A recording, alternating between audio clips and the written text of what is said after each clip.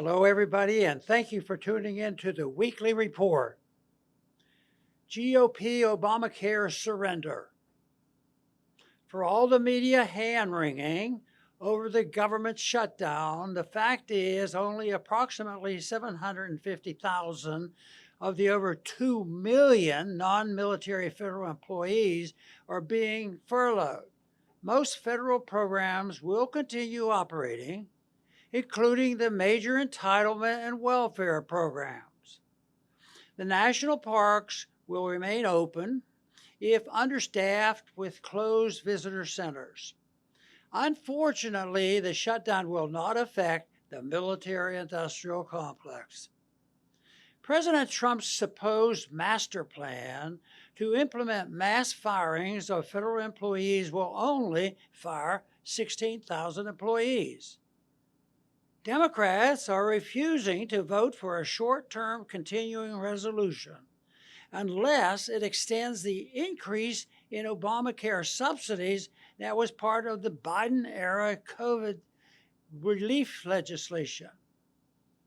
Republicans who for years campaigned on repealing and replacing Obamacare are not opposing extending the subsidies. Instead, they are focusing on concerns the Democrats want to allow illegal immigrants to receive taxpayer-funded health benefits.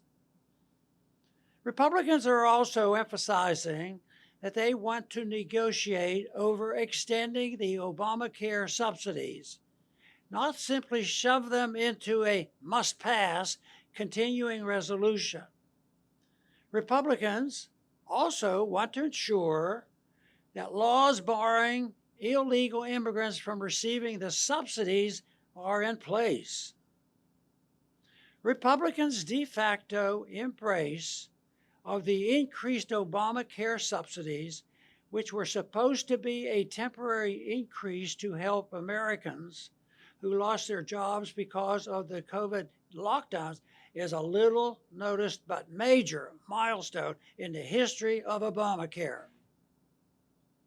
For many years, Republicans campaigned on a promise to repeal and replace Obamacare. Opposition to Obamacare, along with opposition to the big bank bailouts and the cap and trade scheme, fueled the Tea Party movement, which led in the 2010 election to a Republican takeover of the House of Representatives.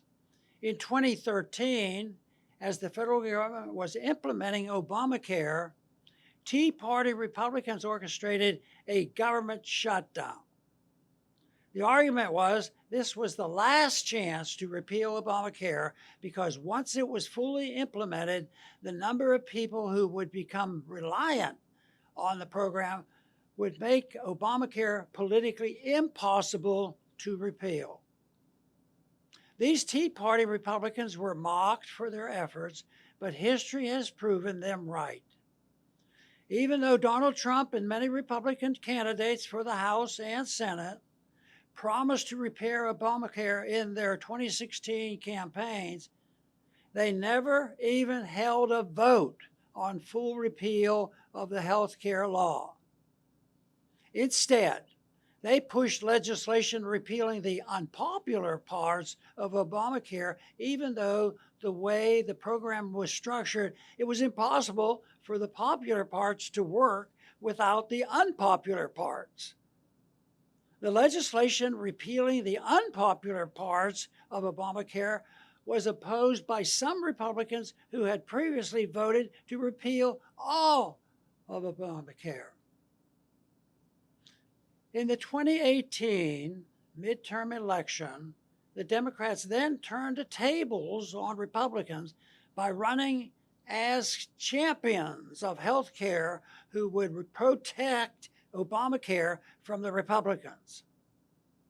This helped them retake the House.